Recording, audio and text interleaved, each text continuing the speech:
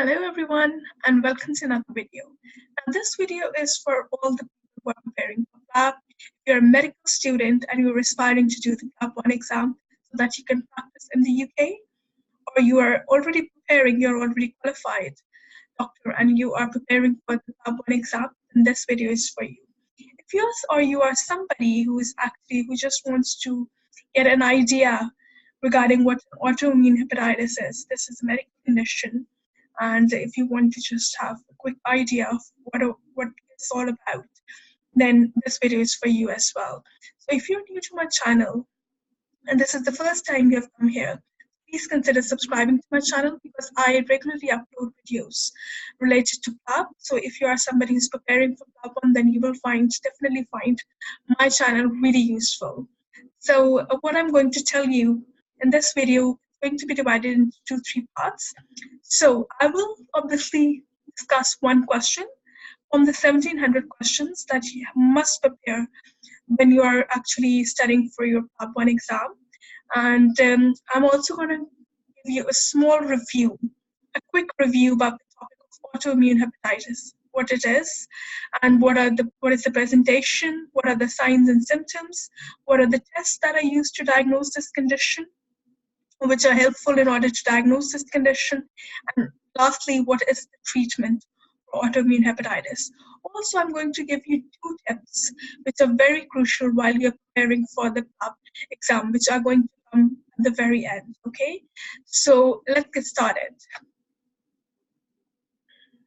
So the question that we're going to discuss today is from obviously 1700 questions, which are a crucial part of your PLAB preparation if you're preparing for PLAB.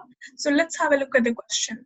The question reads as you can see on the screen as well, a 29-year-old lady presents with long history of tiredness and pain in the joints. An autoimmune test, sorry, I missed the test part, but an autoimmune panel or an autoimmune test shows smooth muscle antibodies positive. What is the most appropriate next investigation? So just to summarize what the question is telling us about, it's telling us about 2 of the main symptoms. So she's presenting with tiredness and she's presenting with pain in the joints. Okay? And then there is another part which is given to us. There is a test, an autoimmune panel test, which has already been done and which shows a particular type of antibody which has come out to be positive. And they're asking us what is the most appropriate next thing that you will do, next investigation or test you will do. And the options that we have been given are ECG, TFT, which is the thyroid function test, in order to test the function of the thyroid, LFTs, which are the liver function test, which gives you an indication of how well the liver is functioning, glucose level in the serum, and obviously a biopsy, jejunal biopsy. So it's the bowel biopsy, okay? So now these are the things, but what are we thinking? First, we have to think what is our diagnosis, what is our provisional diagnosis? So what is the condition that this patient most likely is having, okay? So there are some clues, and let's look at some of the clues that are in the question, okay? For that, first of all, we have been given, always remember, doctors, it's extremely important to look at the age of the patient and the gender of the patient because these can be very useful clues. So the first clue that we have been given is the lady is 29-year-old, so less than 30. So she's a young woman that we're talking about. Then the 2 symptoms that we have been given are also clue because we have been given non-specific symptoms. So she's coming with a history of tiredness or malaise, and there is also polyarthritis or there is pain in the joints. Okay, so she's been experiencing some very vague or some very non-specific symptoms. And let me tell you, doctors, these kind of non-specific symptoms are usually seen in autoimmune conditions. They're very common in autoimmune conditions. Okay, so the biggest clue that you have got here is that you've got a result of a test, an antibody which is positive.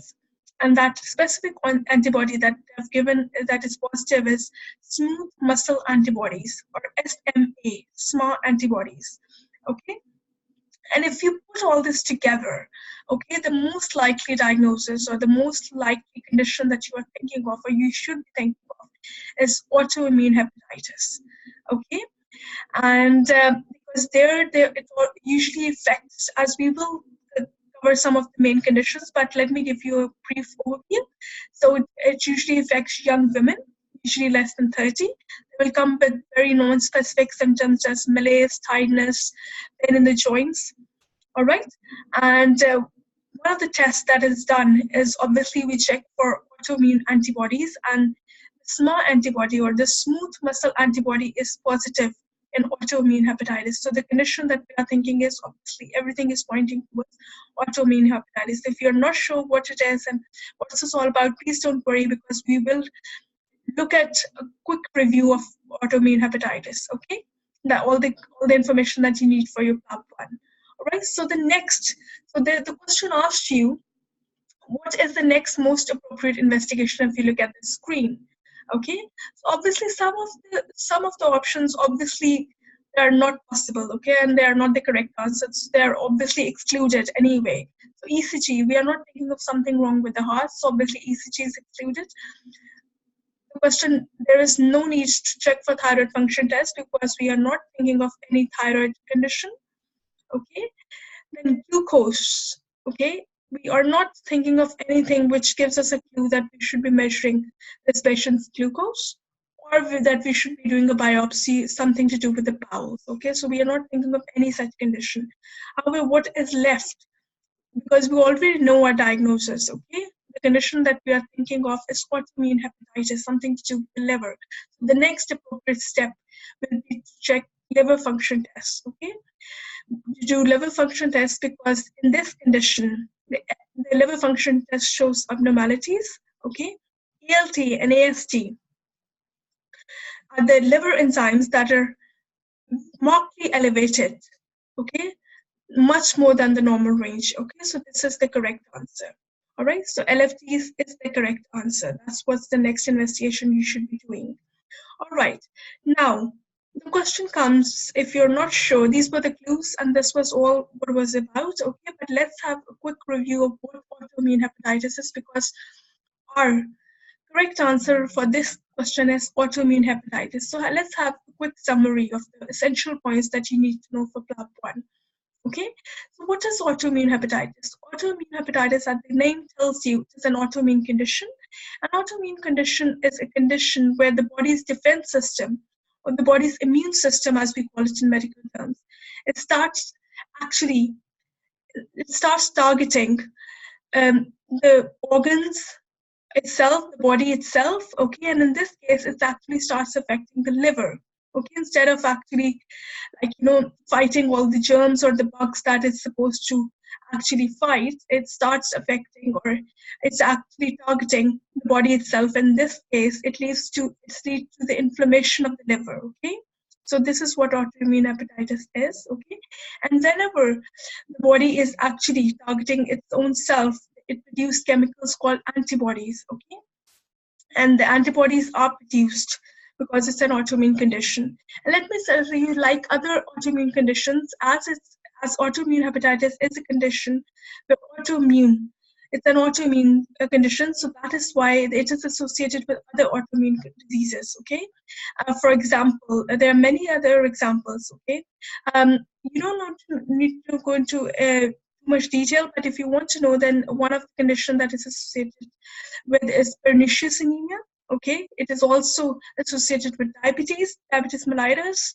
All right, so some of the other medical conditions that it is connected with. All right, now there are 3 types. Okay, type 1, type 2, and type 3, as you can see on the screen. Okay, so the first type is actually the most common. So the patients who are actually diagnosed with autoimmune hepatitis, this is the type that is mostly seen in 80% of the patients. All right, and these 3 types differ in the type of antibody that is actually detected in the blood. All right, so the type 1, which is the most common type, in this one we actually see ASNA, okay, anti-smooth muscle antibody, okay, which the question actually gave us. All right, and that's why we knew that the answer is, the condition that we are thinking of is autoimmune hepatitis. All right. Also, in this type of, in the type 1, you will also see that IgG is raised. okay, or what we call in medical terms a hypergammaglobulinemia. All right, so IgG antibodies are raised. Okay, then there is type 2, the next type. This is the type which is very common in children, as opposed to type 1, which is usually common in females, all right, young females.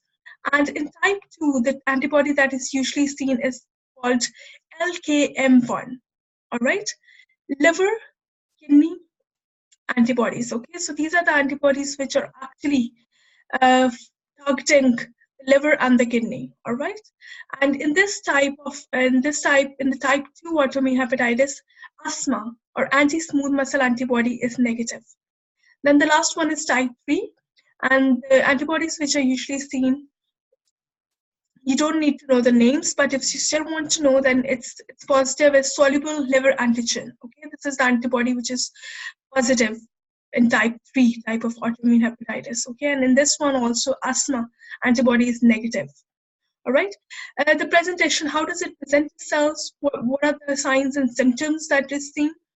Usually, first of all, you have to look at the gender of the patient. As I already said, it usually affects females, but that doesn't mean that it cannot affect other genders. Okay, so it's usually affect young females, all right, young or middle-aged. Okay, mostly less than 30 years is the age of the patients, all right.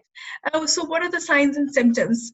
Well, presentation really varies. It can be asymptomatic, so there might be no symptoms at all right.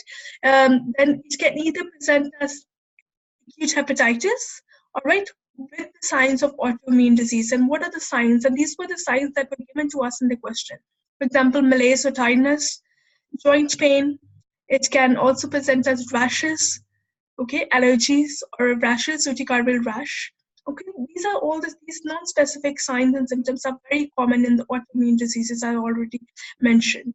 Or it can present as gradual jaundice, and at the very extreme end, it can present as cirrhosis, as liver cirrhosis as well. And unfortunately, those who have type 1, usually at least 30% of those patients have already got cirrhosis when they first present to the doctors.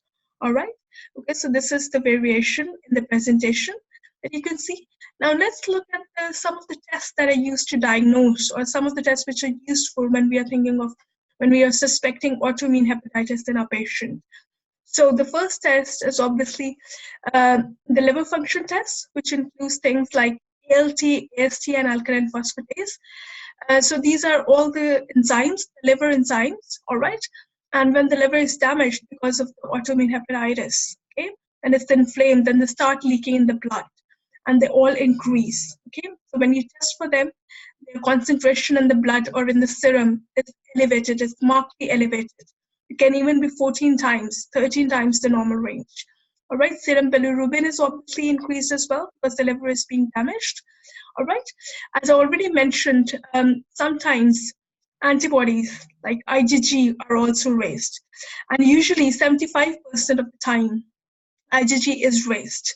All right, and obviously the autoantibodies that we have just talked about, the different types of autoantibodies are also detected. We detect them through the tests. Okay. All right, and so this was the test which can support it, or which can tell us that it is autoimmune hepatitis. But what is the definitive test? The test that 100% tells us what this condition, if this condition really that what we're thinking is autoimmune hepatitis or not, is obviously biopsy.